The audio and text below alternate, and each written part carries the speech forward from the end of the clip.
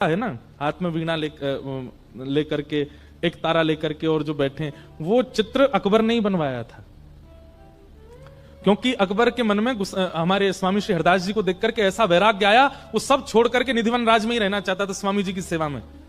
स्वामी जी बोले, जे अगर यहां रहेगो तो यहाँ के चक्कर में दुनिया भर के सबरे लोग यहां आएंगे, पूरे वृंदावन को रूप बिगाड़ देंगे। तो स्वामी जी ने उसको आज्ञा की, भैया सुनो, तुम वृंदावन में मत रहो, तुम तो दिल्ली रहो, तुम तो राज शासन ही करो। तो वो बोला, स्वामी जी मैं आपके रूप को देखे बिना रह नहीं सकता। तब किसी ने कही, बोले देखो आप पे तो बड़े बड़े चित्रकार हैं, स्वामी जी का एक चित्र बनवा लो, अपने पास रखना।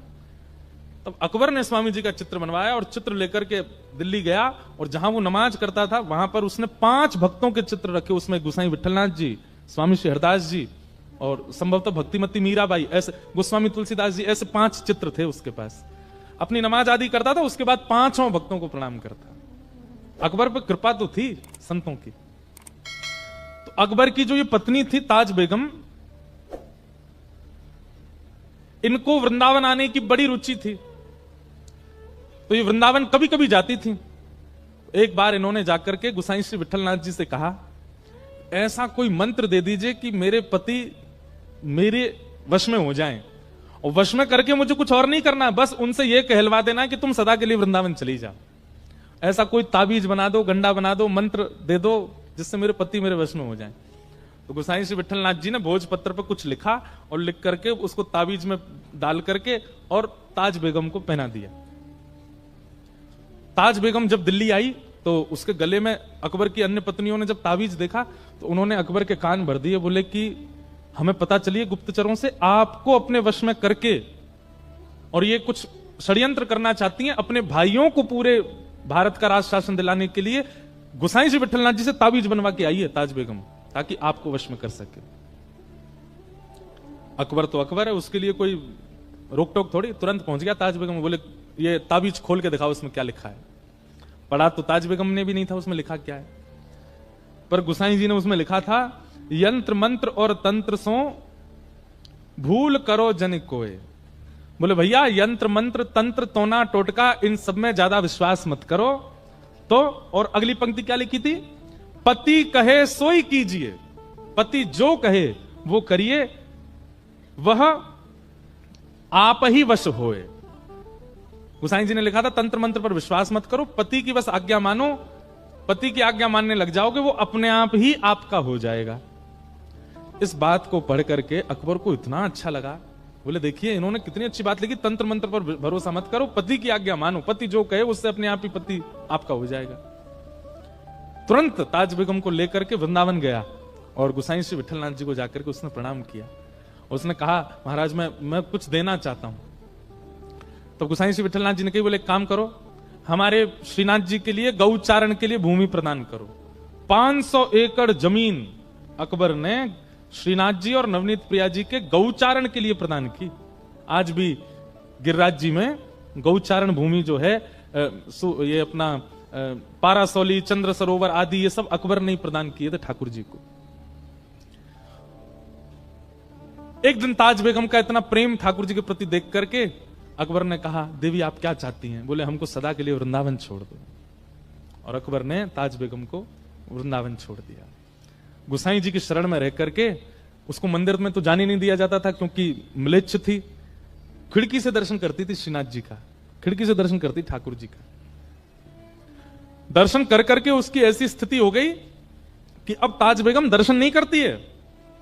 ताज बेगम मन में सोच लेती है, आज ठाकुर जी ने पीली पोशाक पहनी होगी, टेढ़ा मुकुट पहना होगा, मुकुट पर सेहरा बांधा होगा, मोती के श्रृंगार धारण किए होंगे, आज ठाकुर जी को गुलाब का इत्र लगा होगा, कंठ में मोगरा की माला पहनी होगी। मन में सोचती थी, दर्शन करने नहीं जाती थी। और जो दर्शन करके आते उनसे पूछती, आज ठाकुर जी कैसे श्रृंगार में जरा बताना। तो कहते, आज ठाकुर जी ने पीली पीतांबरी पहनी है, पाग पे सेहरा पहना है, मोती की लड़ धारण करी है, गले में मोगरा की माला पहनी। और ये सुनकर के ताज बेगम नाचने लगती थी। क्यों? अब उसको मंदिर जाने की आवश्यकता नहीं है, वो अपनी कुटिया में बैठे बैठे चिंतन करती है और ठाकुर जी वैसे ही श्रृंगार में होते हैं, गोसाई श्री विठलनाथ जी की। तो इसलिए वो ब्रह्म संबंध देते थे, रोज दीक्षा देते थे। क्यों? उनके दीक्षा देते ही जो वैष्णव दीक्षा लेता था उसको तुरंत ठाकुर जी का दर्शन अनुभव होने लग जाता था। और नियम बना लिया कि जब तक दीक्षा एक वैष्णव नहीं बनाऊंगा तब तक जलपान नहीं करूंगा। एक बार क्या हुआ, आज पता नहीं क्या ऐसा योग था, बहुत गर्मी पड़ रही थी, लोग बाग घरों से निकले ही नहीं, कोई गुसाई जी के पास आया नहीं। मध्याह्न का समय हो गया, गुसाई जी भूखे बैठे। क्यों? रोज ब्रह्म संबंध देते हैं, फिर कुछ पाते हैं। तभी आप, गोविंद कुंड है गिरिराज जी में, वहां जाकर के बैठ गए और गोविंद कुंड में 2 हंस घूम रहे थे। आपने मन में विचार किया, आज तक मानवों को ठाकुर जी का दर्शन कराया है ब्रह्म संबंध देके, इन जीवों का भी तो अधिकार है। और आपने उन 2 हंस हंसनी के जोड़े के कान में अष्टाक्षर मंत्र देके उनको कंठीमाला पहना दी, और जैसे ही कंठीमाला धारण कराई, दोनों के चतुर्भुज रूप हो गए और दोनों का ही निकुंज में प्रवेश हो गया, ठाकुर जी की प्राप्ति हो गई। ऐसे गुसाई श्री विठलनाथ जी, ठाकुर जी से उनका ऐसा संबंध। इनके जीवन में भी एक परीक्षा हुई थी। कृष्णदास अधिकारी जी थे, उनसे इनकी किसी बात पर अनबन हो गई, और श्री कृष्णदास अधिकारी जी ने, इनके जो दूसरे भाई थे गोपीनाथ जी, उनका भगवत धाम गमन हो गया था। उनकी पत्नी थी और उनका एक बेटा था, बेटे का नाम पुरुषोत्तम था। इन्होंने पूरे गोवर्धन के वैष्णवों को इकट्ठा किया और इकट्ठा करके कहा, भैया देखो, महाप्रभु जी के दूसरे पुत्र श्री गोपीनाथ जी, जो कि भगवत धाम गमन हो गया, उन पर थोड़ी दया आनी चाहिए कि नहीं? ये पूरी सेवा श्रीनाथ जी की गुसाई जी करते हैं, उनका बेटा बेचारा वो सेवा में नहीं जा पाता है, आप सब लोगों को आवाज उठानी चाहिए, और गोपीनाथ जी की पत्नी और उनके बेटे को ठाकुर जी की सेवा का अधिकार मिलना चाहिए। तो कई लोगों ने इस बात का समर्थन किया, और समर्थन के भाव से गुसाई श्री विठलनाथ जी को ठाकुर जी से कुछ समय के लिए दूर कर दिया। गोपीनाथ जी के पुत्र श्री पुरुषोत्तम जी सेवा करने लगे श्रीनाथ जी की।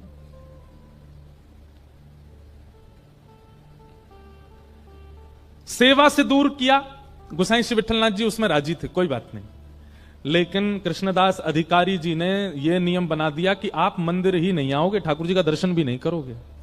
अच्छा, ये सब लीला श्रीनाथ जी ने ही प्रकट की थी। हमने एक बात कही ना, ठाकुर जी सीधो सीधो तो कछु चलन देंगे ही नहीं, कछु ना कछु परीक्षा तो सबकी कराते ही कराते हैं।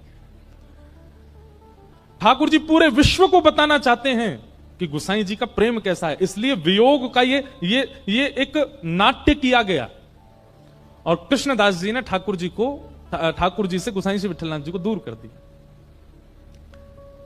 गुसाई श्री विठलनाथ जी गोवर्धन से थोड़ी दूर पारासौली में रहने लगे,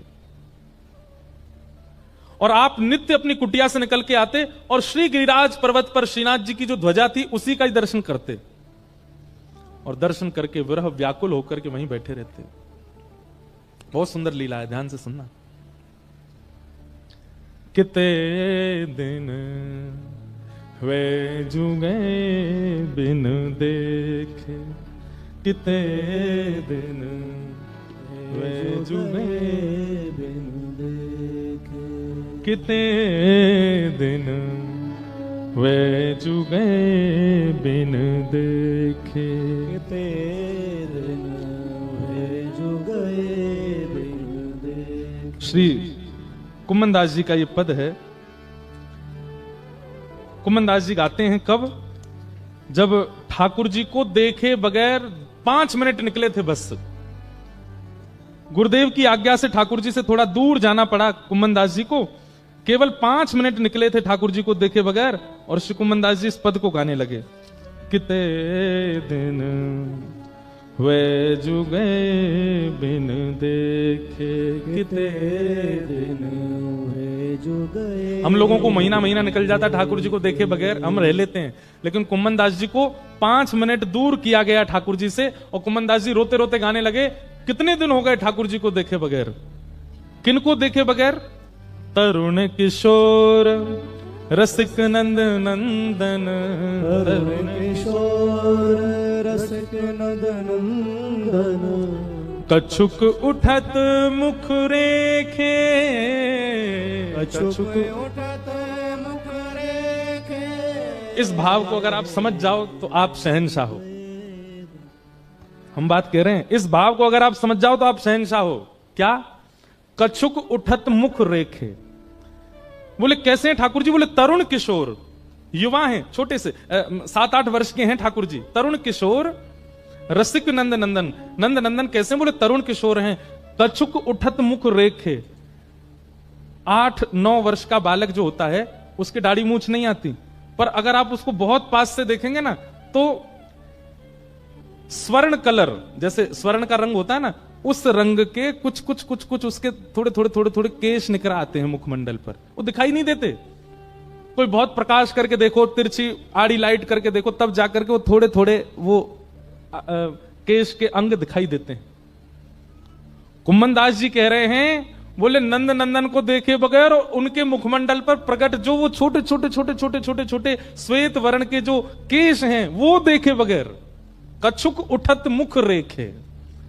दाढ़ी मूछ नहीं आती ठाकुर जी को, पर वो रेखाओं का दर्शन भी कुम्मन दास जी को हो जाता है। कितनी बड़ी दर्शन की भाव हमको होते हैं। हमें तो कजून आया हुआ है, हम तो बस सुन वेले में ही सीमित हैं। वह शोभा वह कांति वदन की, वह शोभा वह कांति बदन की। कैसी लगती है? ऐसा मन करता है कि कोटिक चंद विशेखे, कोटिक चंद विशेखे। करोड़ों चंद्रमाओं को मुट्ठी में लेकर के ठाकुर जी पर वार दूं, इतने सुंदर लगते हैं। किते दिन वे जुगे बिन देखे,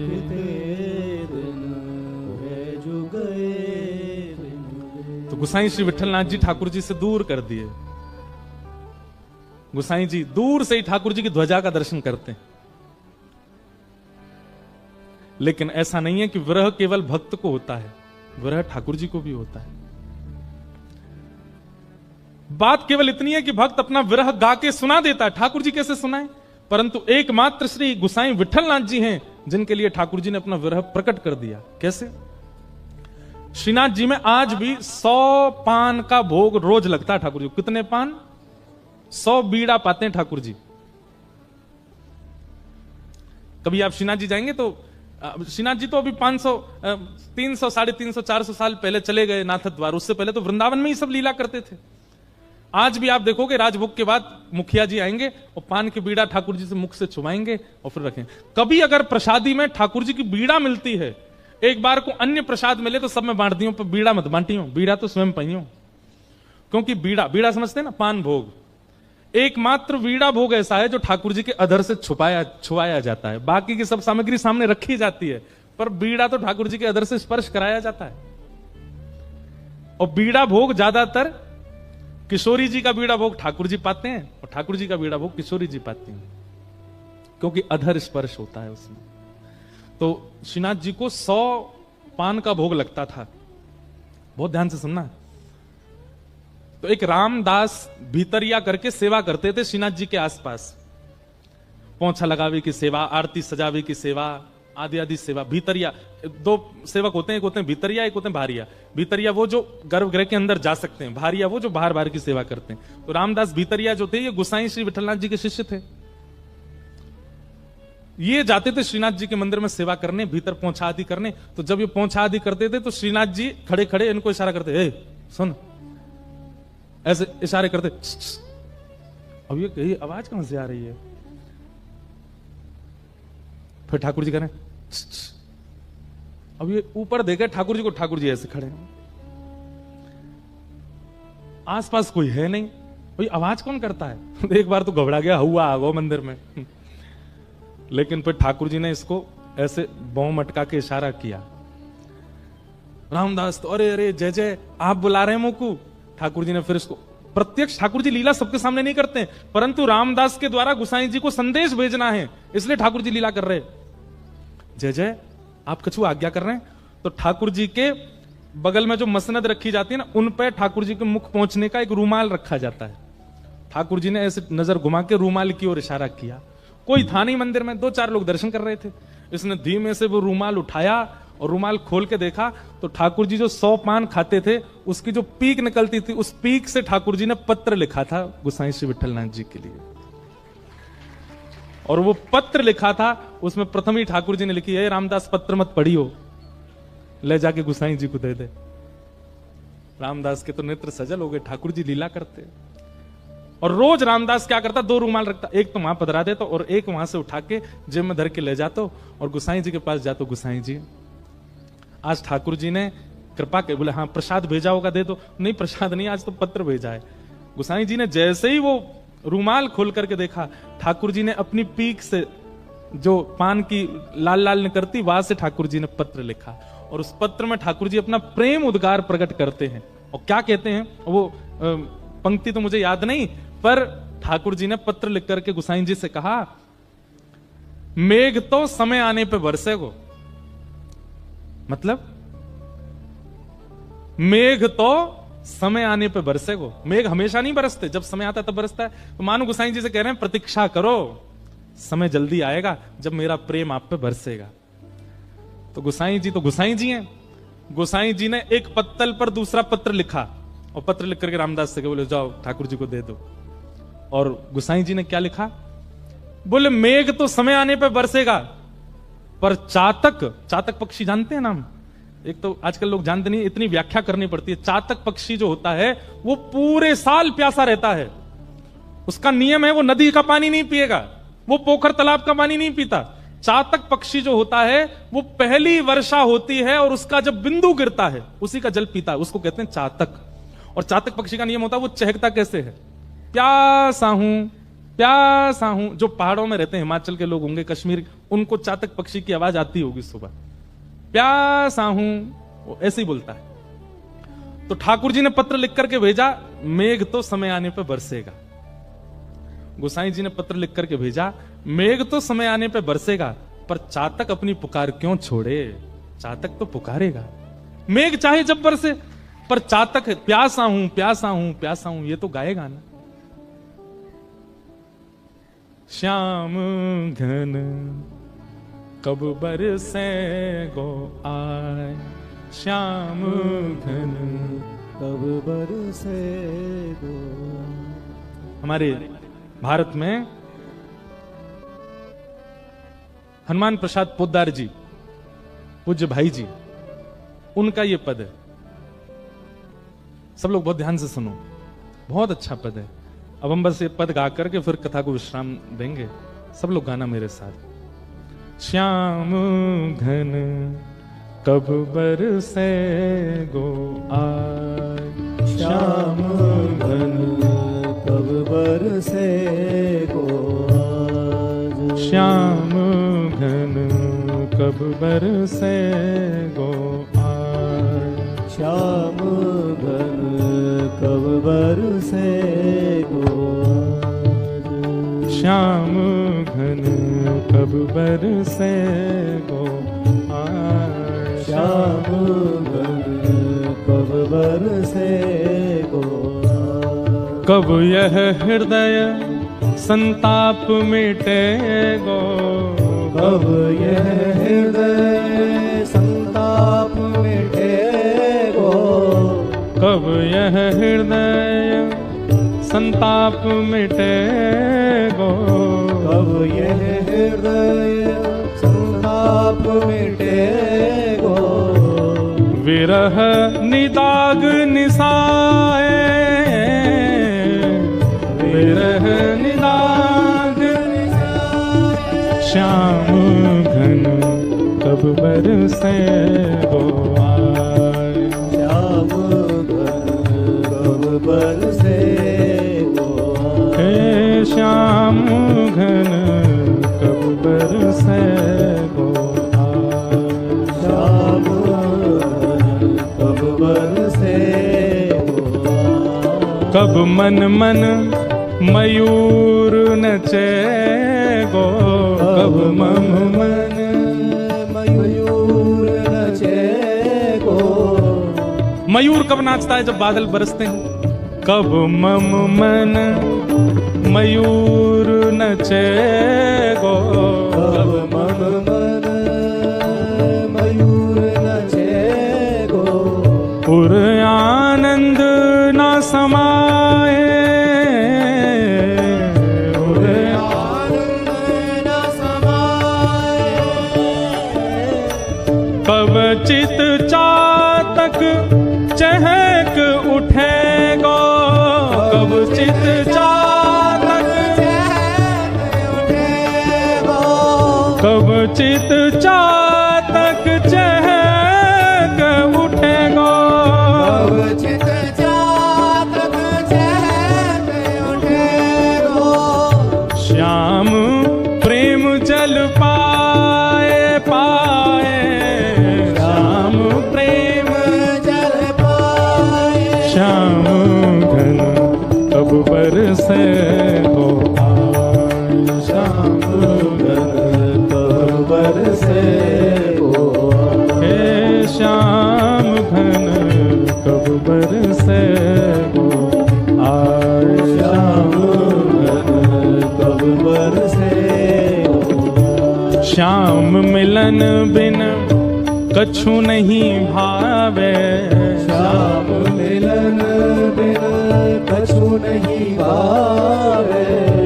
कछु नहीं मोहे समा, हाँ कछु नहीं मोहे सुहावे, हाँ कछु नहीं मोहे सुहावे। श्याम मिलन रस ही साचो रस, श्याम मिलन रस ही साचो रस। जीवन में रस समाए श्याम घन, जीवन रस रस समाए श्याम घन। जीवन रस सो समाए श्याम घन, जीवन रस सो समाए श्याम घन कब बरसे हो आए, श्याम घन कब बरसे हो। हे श्याम घन कब बरसे हो ओ श्याम घन कब बरसे हो। ओ श्याम घन कब बरसे हो आए, श्याम घन कब बरसे हो। और महीनों के लिए ठाकुर जी से दूर कर दिया गुसाई जी को। पर एक दिन अकबर को यह बात पता चली कि हमारे प्रिय श्री गुसाई जी को उनके ठाकुर की सेवा से दूर कर दिया कृष्णदास ने। तो अकबर ने अपनी सेना भेज करके कृष्णदास जी को कारागृह में डाल दिया।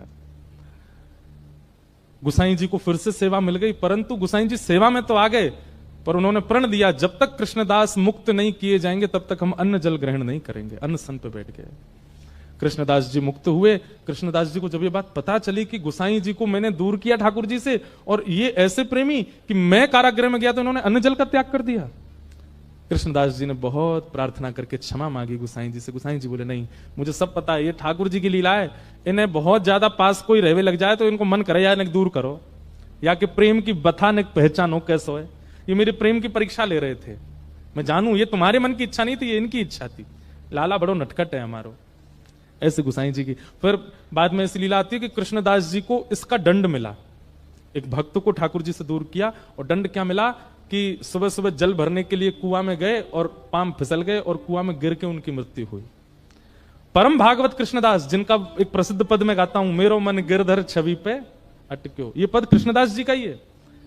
ऐसे परम भागवत की ऐसी अधोगति, कुआं में गिर के प्राण निकलना। अब तो पूरे ब्रजमंडल में हल्ला मच गो। बोले कहा कृष्णदास भूत बन गो है। ब्रजवासी बड़े भोले हूं मैं, सब ने हल्ला मचा दिया। बोले कृष्णदास कुआं में गिर के मरो, भूत बन गो है। ये खबर पहुंची निधिवन राज में स्वामी श्री हरदास जी के पास। स्वामी जी को जैसे ये खबर पड़ी कि भैया कृष्णदास जैसा परम भागवत भूत बन गया, ये हो नहीं सकता।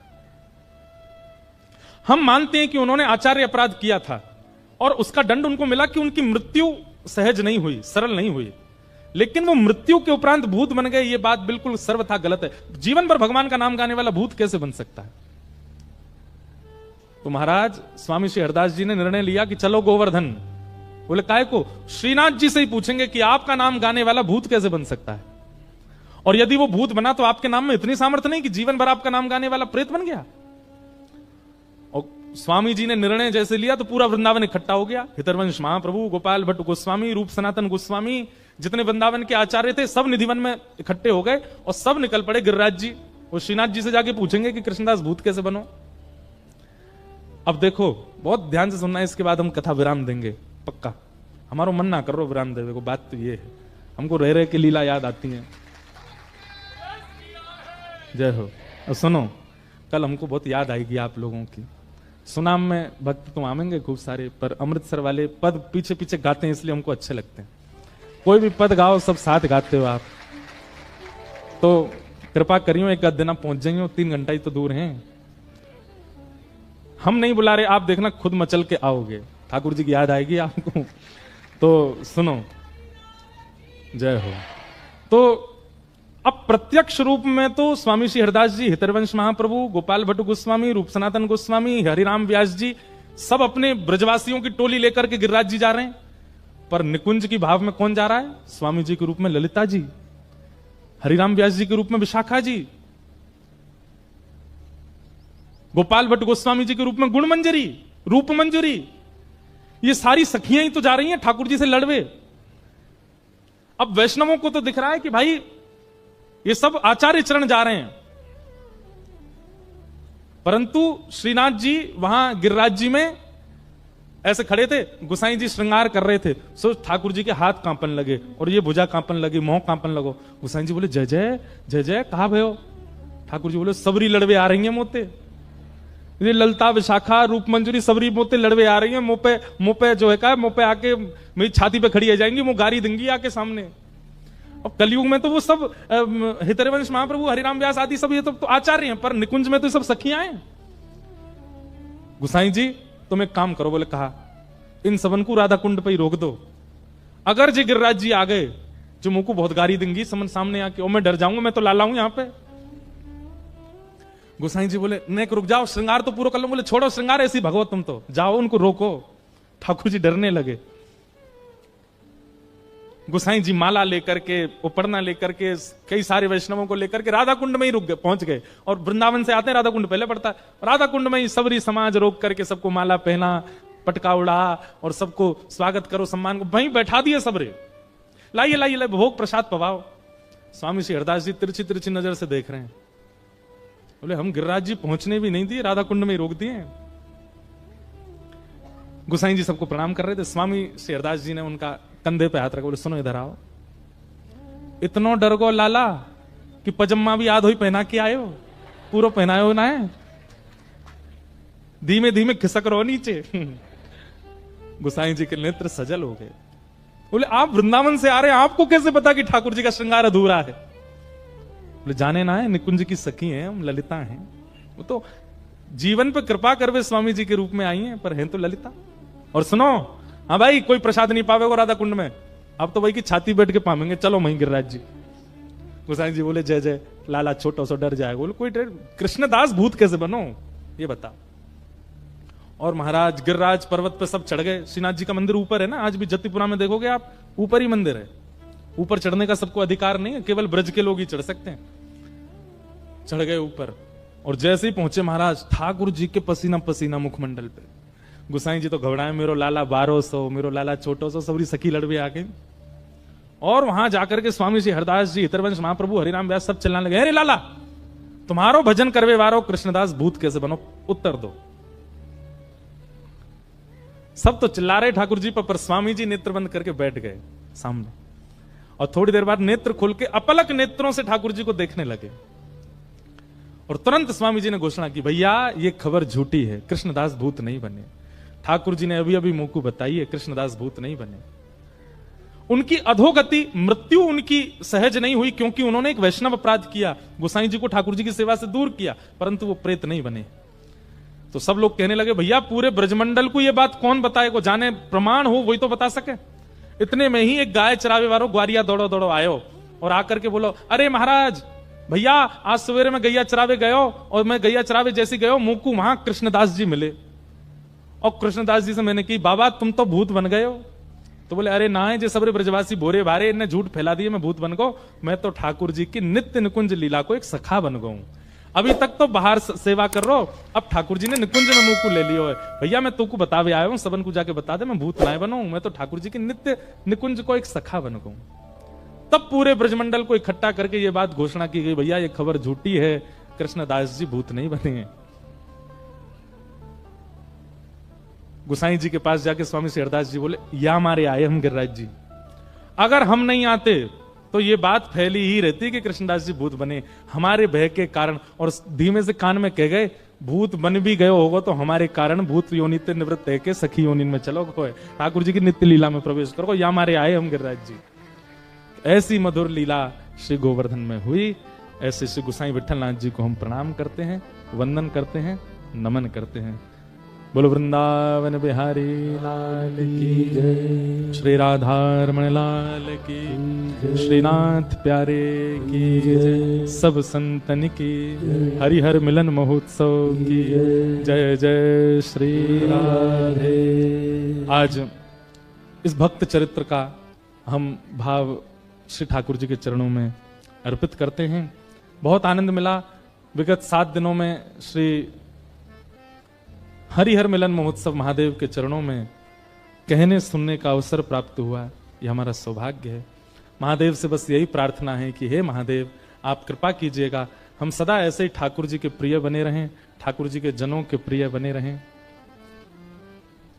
शिव कैलाशों के वस भोली धारों के राजा, शंकर संकट हरना। शिव कैलाशों के वासी, घोरी धारों के राजा, शंकर संकट हरना। शिव कैलाशों के वासी, भोली धारों के राजा, शंकर संकट हरना। शिव कैलाशों के वासी, घोरी धारों के राजा, शंकर संकट हरना। ओम नमः शिवाय, ओम नमः शिवाय। गाइए सब लोग। शिवाय, ओम नमः शिवाय। ओम गोपेश्वराय, श्री गोपेश्वराय। ओम गोपेश्वराय, श्री गोपेश्वराय। शिव केदारेश्वराय, शिव केदारेश्वराय। शिव केदारेश्वराय, शिव केदारेश्वराय। शंकर संकट हरना, शंकर संकट हरना। ओ शिव कैलाशों के वासी, भोली धारों के राजा, शंकर संकट हरना। ओ शिव कैलाशों के वासी, घोरी धारों के राजा, शंकर संकट हरना। महादेव से प्रार्थना, ऐसे ही आप सबके चित्त में भक्ति भाव बना रहे। क्या लिखा है आपने? धन्यवाद, धन्यवाद कह रहे हैं भैया, आपको भी बहुत बहुत धन्यवाद। आप आए, धूप में खड़े रहे। ये देखो, ये हमारे पिताजी का चित्र बना के लाए, कोई श्री जी का चित्र। अब देखो, आप लोग जहां हो वहीं खड़े रहना। आप लोग कोई एक व्यक्ति इनसे सब जो जो लाए हैं सामग्री कोई इकट्ठी करके हम तक पहुंचा दो, क्योंकि हम वहां आए तो फिर शिकायत होगी आपके लोग धक्का दे रहे हैं, जो कर रहे हैं। इसलिए आप लोग ही अपनी सामग्री दे दो और हम श्री अब देखो समय हो गया है, हमको भी कहीं निकलना है। प्रेम और भाव से सब लोग मेरे साथ में भाव से गाओ।